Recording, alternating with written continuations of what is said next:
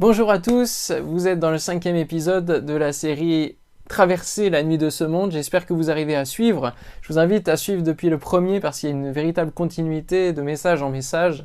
En tout cas, n'hésitez pas à commenter, à partager vos remarques, à faire remonter vos retours vraiment parce qu'on a besoin de savoir si ça répond à des besoins, s'il y a des témoignages même peut-être de bénédiction, en tout cas d'encouragement. Voilà, vous me bénirez autant que je vous bénis et ce sera quelque chose de super. En tout cas, je vous le délivre parce que je sais que voilà, je le télécharge de la part de Dieu et j'ai cette mission de vous le délivrer.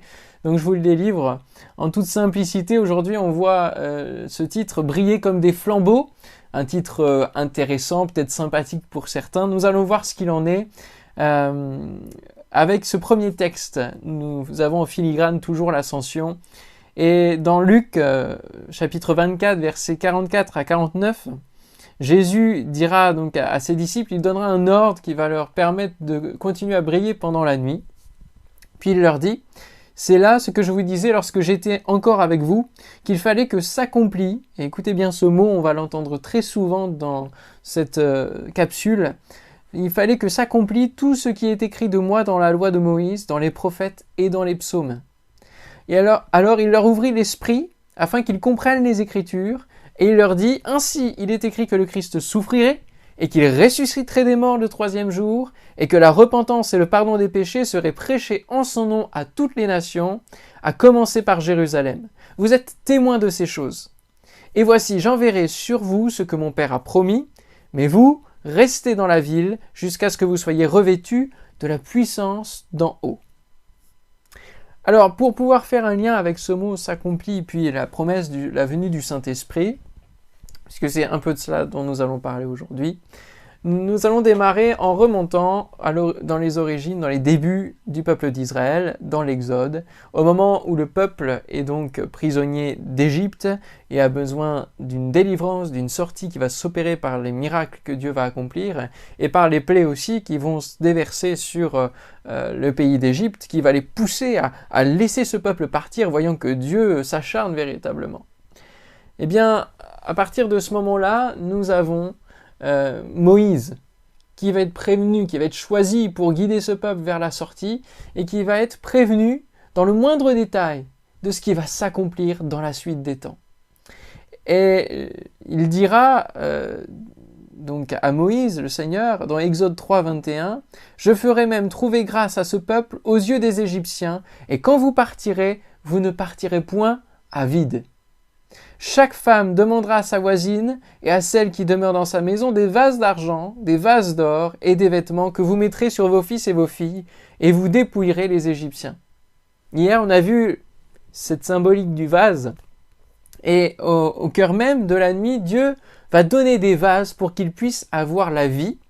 Et oui, parce que ils vont partir à l'aventure dans la nuit, lorsqu'ils vont fuir le pays d'Égypte, et ils vont avoir besoin de vivre.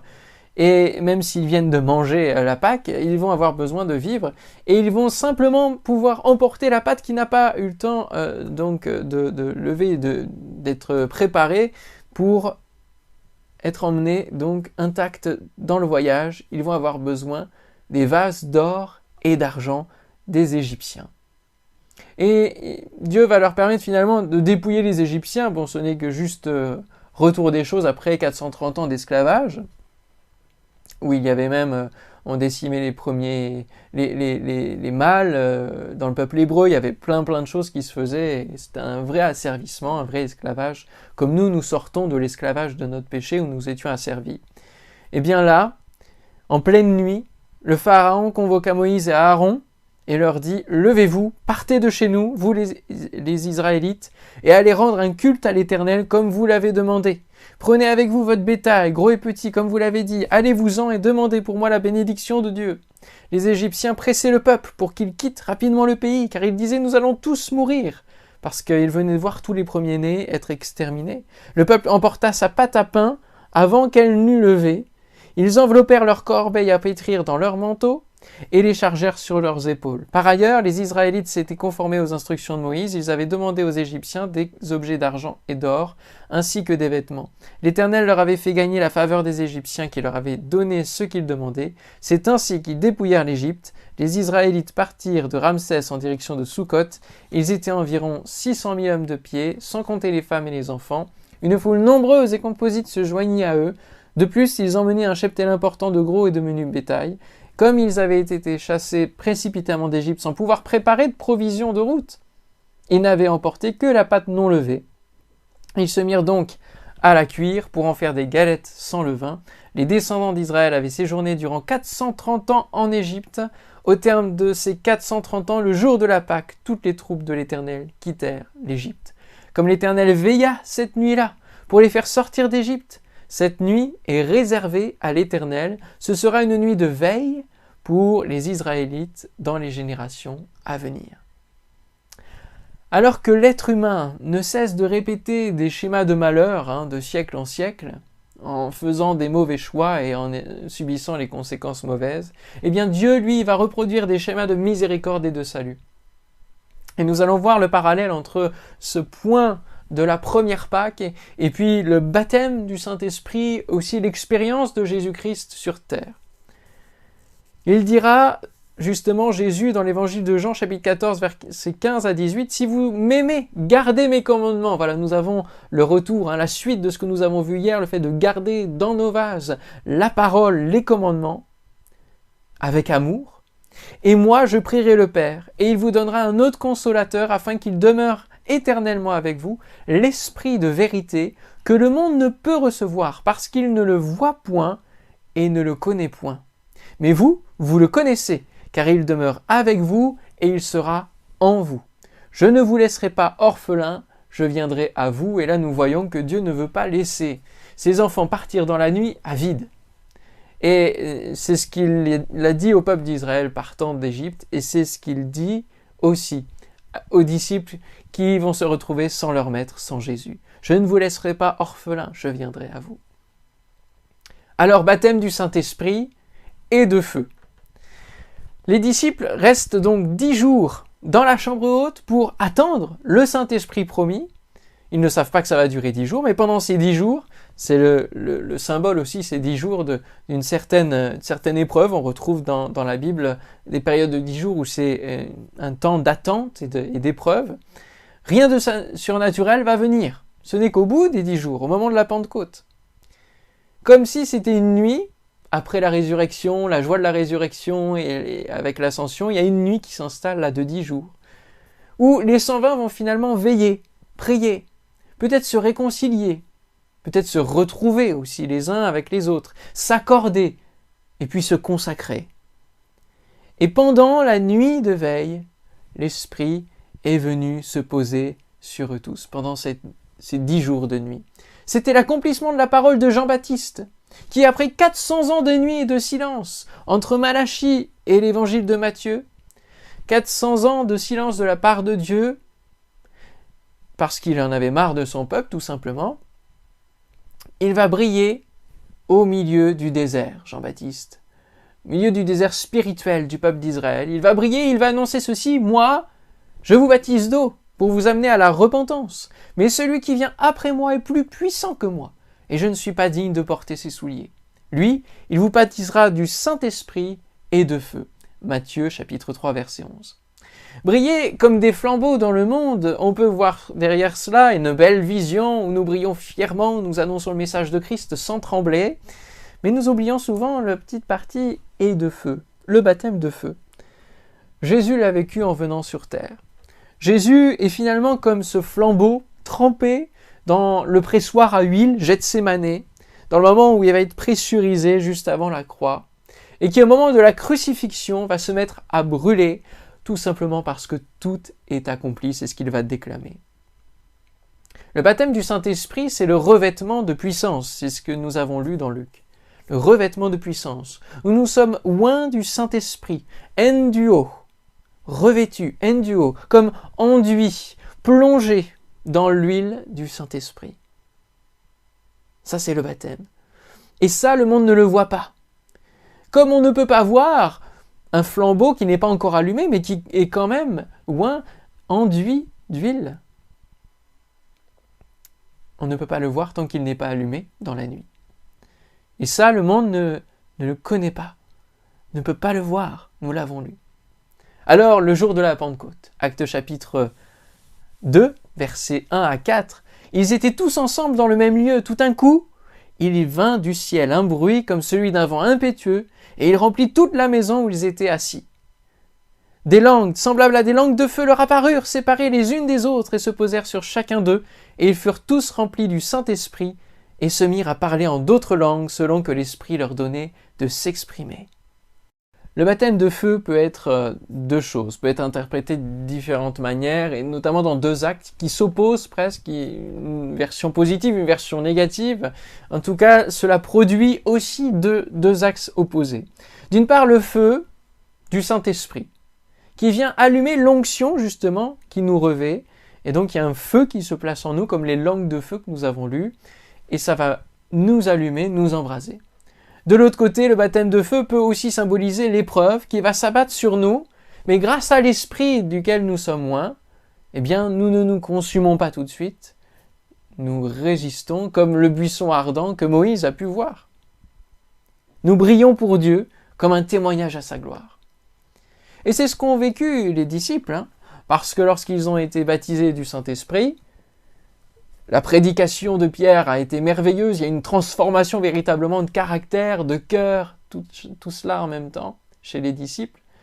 Et puis il y a un impact formidable. Et puis derrière, juste après, la persécution n'a pas tardé à venir. Et oui, elle suit aussitôt et elle ne cessera pas jusqu'à aujourd'hui parce que la lumière gêne les œuvres ténébreuses du monde qui sont dévoilées. Parce que s'il n'y avait pas de lumière, le péché ne serait pas considéré comme péché puisqu'il est englobé dans la nuit. Mais là, le péché se trouve être péché et la définition n'est pas plus par tout le monde. Cette lumière produit chez le monde donc deux réactions. L'envie de s'approcher de cette lumière et être embrasé de la même manière, c'est la conversion, c'est le réveil. Ou alors la haine pour cette lumière et avoir pour seul but de l'éteindre, c'est la persécution. Tout cela va faire que nous sommes des vases d'honneur, accomplis et propres à toute bonne œuvre. Nous le voyons, ce sont une suite de processus que nous entamons lorsque nous rentrons dans la nuit de ce monde avec la lumière de Christ. Et dans ces processus-là, il y a le fait d'être façonné comme un vase d'honneur, utile pour notre Dieu et qui va lui rendre gloire. Encore une fois, on inscrivait sur les vases beaucoup de belles choses. C'était une pièce précieuse, en tout cas pour les vases d'honneur. Nous devons être la même chose pour le Seigneur. Jésus nous avait prévenu qu'il y aurait un certain baptême de feu. C'est pour cela qu'il faut être blindé pour traverser la nuit et garder sa parole dans notre cœur comme une réassurance de ce que lui, il a aussi vécu ces choses, il est aussi passé par cette nuit avant nous. C'est ce qu'il dit dans l'évangile de Jean, chapitre 15, versets 18 à 25. « Si le monde vous hait, sachez qu'il m'a haï avant vous. Si vous étiez du monde, le monde aimerait ce qui est à lui. Mais parce que vous n'êtes pas du monde et que je vous ai choisi du milieu du monde, à cause de cela, le monde vous hait. Souvenez-vous de la parole que je vous ai dite, le serviteur n'est pas plus grand que son maître. S'ils m'ont persécuté, ils vous persécuteront aussi. » Ça, c'est l'aspect négatif pour nous. « S'ils ont gardé ma parole, ils garderont aussi la vôtre. » Et ça, c'est l'autre aspect. On a vraiment les deux axes de conséquences. « Mais ils vous feront toutes ces choses à cause de mon nom, parce qu'ils ne connaissent pas celui qui m'a envoyé. » Si je n'étais pas venu et que je ne leur ai pas parlé, ils n'auraient pas de péché. Mais maintenant, ils n'ont aucune excuse de leur péché. Celui qui me hait est aussi mon Père. Si je n'avais pas fait parmi eux des œuvres que nul autre n'a faites, ils n'auraient pas de péché. Mais maintenant, ils les ont vues, et ils ont haï et moi et mon Père. Mais cela est arrivé afin que s'accomplit la parole qui est écrite dans leur loi. Ils m'ont haï sans cause. L'origine du mot hébreu, qui désigne les vases d'or et d'argent donnés par les Égyptiens au peuple hébreu, c'est kala, qui signifie accomplir, être à une fin, être déterminé, être utilisé. Si donc on fait la connexion entre l'Ancien Testament et le Nouveau Testament, lorsque Jésus dit sur la croix « tout est accompli », il y a un fort rapport entre la Pâque de la sortie d'Égypte et sa crucifixion. Et nous-mêmes qui aujourd'hui passons par la persécution. Il est l'agneau immolé pour les péchés de tous, nous épargnant la condamnation éternelle, l'extermination. Il est dit dans l'Apocalypse que l'agneau est le flambeau de Dieu. Le prophète Ésaïe précise qu'on a mis son tombeau avec le riche. Le monde offre ce qu'il a de plus précieux pour voir la lumière s'éteindre et ne plus jamais en parler, comme les Égyptiens ont donné volontiers ce que les Hébreux leur demandaient. Et ce tombeau, c'est un peu comme justement les vases d'or dans lesquels on va mettre la pâte non levée. Et l'épreuve du feu, dans cela, va venir cuire la pâte et donner du pain à partager, du pain qui est vivant. Parce que l'Esprit va venir redonner vie à Jésus-Christ. Parce que l'Esprit va venir nous donner vie. Et va venir faire cuire ce pain qui va être bon à partager autour de nous. Et ça, c'est le témoignage. C'est ce que nous partageons depuis des générations. Christ est notre pain descendu du ciel qui fait du bien et qui rassasie nos âmes. Nous aussi, nous pouvons partager autour de nous les témoignages des épreuves que nous avons pu vivre dans notre vie et que nous vivrons encore comme du pain qui va bénir et encourager ceux qui traversent les mêmes épreuves dans ce monde et qui n'ont pas Jésus-Christ. Si donc quelqu'un se conserve pur, en s'abstenant de ces choses, il sera un vase d'honneur, sanctifié, utile à son maître, propre à toute bonne œuvre, nous dit 2 Timothée 2,17. 1 Pierre 1, 6 à 9, c'est là ce qui fait votre joie. Quoique maintenant, puisqu'il le faut, vous soyez attristés pour un peu de temps par diverses épreuves, afin que l'épreuve de votre foi, plus précieuse que l'or périssable, qui cependant est éprouvé par le feu, ait pour résultat la louange, la gloire et l'honneur, lorsque Jésus-Christ apparaîtra, lui que vous aimez sans l'avoir vu, en qui vous croyez sans le voir encore, vous réjouissant d'une joie ineffable et glorieuse, parce que vous obtiendrez le salut de vos âmes pour prix de votre foi, et ça rejoint complètement ce que nous avons commencé à étudier hier. Dans les longues nuits d'épreuve de votre vie, pensez à toutes ces images-là et à ces versets qui fortifient. Si le Saint-Esprit est avec vous et en vous, vous ne vous consumerez point. Jésus nous dit dans le Sermon sur la montagne, Matthieu 5, 6 et 7, que nous sommes la lumière du monde. Sachant qu'il partira dans le ciel, il nous passe le relais de cette lumière en nous baptisant de son esprit afin que nous continuions à témoigner de la venue de la lumière du monde qui a changé la face de ce monde, le cours de ce monde. Matthieu 5, versets 16 à 17, il nous dira donc que votre lumière luise ainsi devant les hommes afin qu'ils voient vos bonnes œuvres et qu'ils glorifient votre Père qui est dans les cieux. Ne croyez pas que je sois venu pour abolir la loi ou les prophètes, je suis venu non pour abolir mais pour accomplir. Il y a une cohérence entre l'Ancien et le Nouveau Testament. L'Ancien Testament n'est pas du tout à jeter à la poubelle. En conclusion, je vous invite à lire 2 Corinthiens, chapitre 4, versets 1 à 15. C'est pourquoi ayant ce ministère, selon la miséricorde qui nous a été faite, nous ne perdons pas courage. Ne perds pas courage, mon frère, ma sœur, dans la nuit de ce monde. Nous rejetons les choses honteuses qui se font en secret. Nous n'avons point une conduite astucieuse et nous n'altérons point la parole de Dieu. Mais en publiant la vérité, nous nous recommandons à toute conscience d'homme devant Dieu. Si notre évangile est encore voilé, il est voilé pour ceux qui périssent, pour les incrédules dont le Dieu de ce siècle a aveuglé l'intelligence, afin qu'ils ne voient pas briller la splendeur de l'évangile de la gloire de Christ, qui est l'image de Dieu. Nous ne nous prêchons pas nous-mêmes, c'est Jésus-Christ, le Seigneur, que nous prêchons. Et nous nous disons vos serviteurs à cause de Jésus. Car Dieu, qui a dit « La lumière brillera du sein des ténèbres », a fait briller la lumière dans nos cœurs pour faire resplendir la connaissance de la gloire de Dieu sur la face de Christ.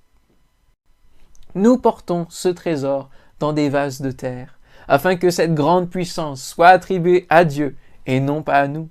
Nous sommes pressés de toute manière, mais non réduits à l'extrémité, dans la détresse, mais non dans le désespoir, persécutés, mais non abandonnés, abattus, mais non perdus, portant toujours avec nous dans notre corps la mort de Jésus, afin que la vie de Jésus soit aussi manifestée dans notre corps. Car nous qui vivons, nous sommes sans cesse livrés à la mort à cause de Jésus, afin que la vie de Jésus soit aussi manifestée dans notre chair mortelle. Ainsi la mort agit en nous et la vie agit en vous. Il y a les deux axes, encore une fois, qui s'agitent en nous, alors que le Saint-Esprit est en nous.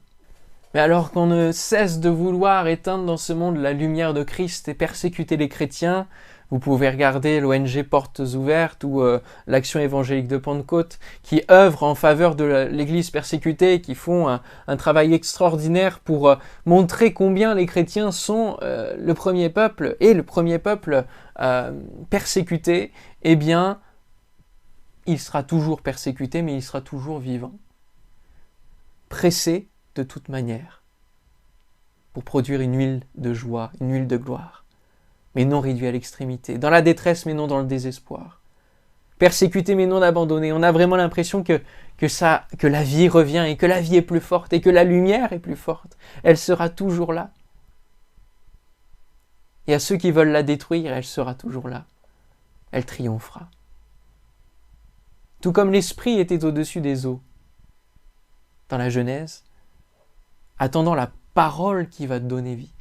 Eh bien, l'Esprit est au-dessus de notre bon dépôt, du dépôt de notre vase, de la parole qui est dans notre vie et que nous gardons précieusement. Et si nous acceptons qu'il vienne, qu'il nous remplisse, il va nous donner vie. La parole est esprit et vie. Si nous souhaitons vivre l'éternité avec Christ, il va donc falloir considérer le prix à payer pour y arriver. Pas seulement souhaiter l'onction du Saint-Esprit sur nos vies, mais aussi comprendre qu'il y a besoin d'être embrasé et de ce baptême de feu. Ce prix, c'est celui de l'huile pressée aussi. Il est bon de se presser du coup soi-même son huile au lieu d'aller l'acheter dans ce monde. C'est-à-dire que il nous faut laisser Dieu nous enseigner au travers des épreuves que nous pouvons avoir dans ce monde, plutôt que ce soit le monde qui nous prenne pour que nous soyons pressés parce que nous avons quitté le Seigneur, nous sommes découragés, nous avons dit s'il y a des épreuves, je préfère être dans le monde. Et puis nous avons autant de difficultés, et puis nous revenons au Seigneur, nous crions à Dieu. Eh bien, restons avec Dieu. Si nous avons appris une leçon dans le monde, mais vaut mieux avoir la disponibilité de son cœur ouverte au façonnage que Dieu veut mettre dans nos vies, pour que nous n'ayons pas besoin d'acheter des leçons de la part de ceux qui ne connaissent pas Dieu, et qui se comportent mieux que certains chrétiens. Cela ferait honte à notre époux. Soyons équilibrés dans notre foi, anticipons comment bien briller, selon les endroits et les heures de notre vie pendant cette nuit, pour toujours donner gloire à Dieu, que nous soyons remplis du Saint-Esprit et non du vin qui provoquera la colère de Dieu. Mes amis, je vous laisse avec tout ça, ça fait beaucoup à digérer, mais je sais que vous allez avoir les capacités de le faire et l'Esprit de Dieu va ouvrir votre cœur et votre intelligence à toutes ces choses. Que le Seigneur vous bénisse et puis on se retrouve demain pour la suite. Nous allons voir encore la suite de cette parabole des Vierges.